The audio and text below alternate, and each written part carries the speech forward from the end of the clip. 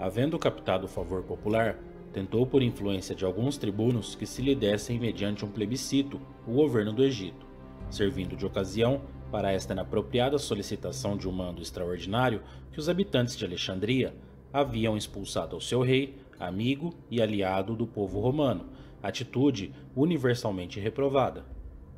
O Partido dos Grandes fez fracassar as pretensões de César, quem, com o fim de debilitar então a autoridade daqueles por todos os meios possíveis, reconstruiu os troféus de Caio Mário sobre Diogurta, os símbrios e teutões monumentos, quais em tempos anteriores haviam sido destruídos por Sila, e quando se abriu o processo aos assassinos, fez figurar entre eles, apesar das exceções da lei, a Cornélia e a todos aqueles que, durante as prescrições, receberam o dinheiro do erário público com o preço das cabeças de cidadãos romanos.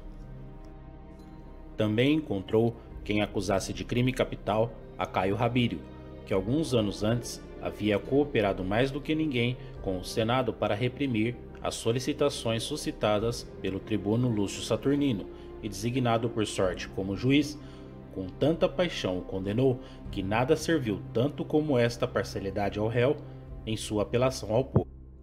Desvanecendo-se a esperança de um mandato, pleiteou o pontificado máximo, e tantas façanhas logrou que, assustado pela grande soma de suas dívidas, disse a sua mãe, beijando-a antes de acudir aos comícios, que não voltaria a vê-la senão como pontífice. Desta forma, venceu aos seus dois adversários, ainda que estes fossem mais temidos e superiores a ele, em idade e dignidade, conseguindo ademais sobre eles a vantagem de obter mais sufrágios em suas próprias tribos do que eles em todas as demais. César era pretoriano quando se descobriu a conspiração de Catilina. Se havia acordado por unanimidade do Senado a morte dos culpados. Só ele opinou que os levassem em custódia às cidades municipais e lhes confiscassem os bens. Mais ainda, aos que lhe haviam proposto severos castigos, os puseram em pânico de tal forma com uma reiterada ameaça de ódio popular que algum dia viria a desencadear-se sobre eles. Décimo Silano, cônsul designado, atreveu-se a endossar por meio de uma interpretação o voto que, por moralidade, não se podia modificar, ao que havia entendido, segundo explicou, em um sentido muito mais rigoroso do que se lhe havia dado. César triunfaria, pois muitos senadores haviam se somado ao seu grupo, e com ele Cícero, irmão do cônsul. A vitória era óbvia e segura, se a fala de Caton não houvesse influído uma energia vacilante ao Senado. Mas longe de fraquejar em sua oposição, persistiu César, de tal maneira em esta, que o grupo de soldados romanos que guardavam armados o salão do Senado lhe ameaçou em matar, espadas nuas dirigidas contra ele, e que por sorte os que estavam junto a ele se afastaram, e somente alguns, cercando-os com seus braços e cobrindo-lhe com a toga, conseguiram salvá-lo. Depois de muito trabalho, infundido pelo medo então, cedeu, e pelo resto do ano se absteu de acudir ao Senado.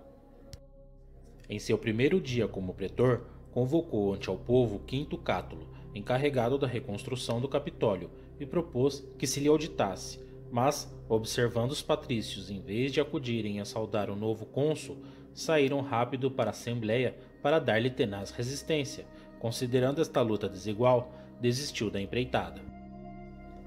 Com grande clamor e paixão, manteve a Cecílio Metelo, autor das leis mais turbulentas contra o direito de oposição de seus colegas, até que com um decreto o Senado suspendeu os dois de suas funções. César teve a audácia de permanecer em posse do seu cargo e ainda administrar justiça.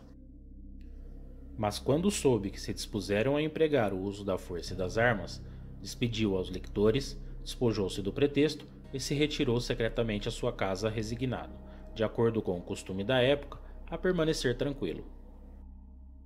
2 dias depois, acalmou as multidões, que espontaneamente se haviam congregado ante a porta de sua casa, oferecendo-lhe sua cooperação para restabelecer sua dignidade. Atônitos ante aquela moderação, os senadores, sobre a notícia do tumulto que se havia formado, rapidamente enviaram para dar-lhe felicitações os mais ilustres dentre eles, sendo chamado ao Senado, onde se lhe deram grandes elogios, restabelecendo-lhe ao cargo e retirando o primeiro decreto. logo lhe sobreviria novos desgostos, por o haverem denunciado como cúmplice de Catilina, ante o questor Novio Níger, Lúcio Vetio Judex e ante o senador Quinto Cúrio, a quem foram concedidas as recompensas públicas por haver sido o primeiro a revelar os projetos dos acusados. Cúrio pretendia saber pelo testemunho de Catilina e Vetio se obrigava a apresentar a assinatura de César, dada por este a Catilina. Não considerou César que deveria suportar aqueles ataques e suplicou o testemunho de Cícero para demonstrar-lhes que já havia dado antes, espontaneamente, alguns detalhes sobre esta conjúria, conseguindo então privar a Cúrio das recompensas que se lhe haviam concedido, enquanto que Vetio, a quem se havia solicitado precaução de comparecimento, se lhe despojou de seus bens, se lhe maltratou pessoalmente e esteve ao ponto de que se lhe despedaçassem na assembleia ao pé do tribunal rostral. O fez prisioneiro, conseguindo o mesmo com relação ao questor Novio, por haver consentido que se inculpasse ante ao tribunal a um magistrado superior a ele. Ao fim de sua pretura, designando-lhe a sorte à Espanha ulterior, mas, retido por seus credores, dos quais não se viu livre até que lhes afiançara, e sem esperar que, segundo os costumes e as leis, houvesse o Senado organizado tudo ao concernente às províncias, partiu, seja para liberar-se de uma ação judicial que queriam impor-lhe a César no cargo, seja para aproximar-se o mais pronto em socorro dos aliados que imploravam a proteção de Roma.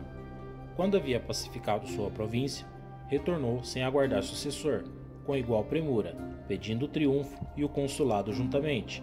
mas estando já fixadas as datas dos comícios, não podia apresentar sua candidatura se não entrava na cidade como um simples cidadão, e quando solicitou que se lhe exceptuara da lei, encontrou dura oposição, pelo qual foi obrigado a desistir do triunfo para não ficar excluído do consulado.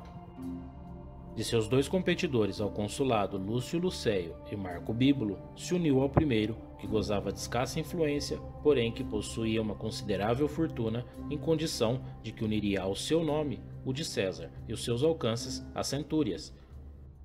Os nobres, inteirados deste pacto, cujas consequências temiam, e convencidos de que César, investido com a mais alta magistratura do estado e contando com um amigo que era completamente dele, não poria limites à sua audácia. Quiseram que o fizesse Bíbulo, idênticas promessas às centúrias, e a maior parte deles contribuíram com dinheiro para conseguir. O próprio Caton disse nesta ocasião que por aquela vez a corrupção seria benéfica para a República.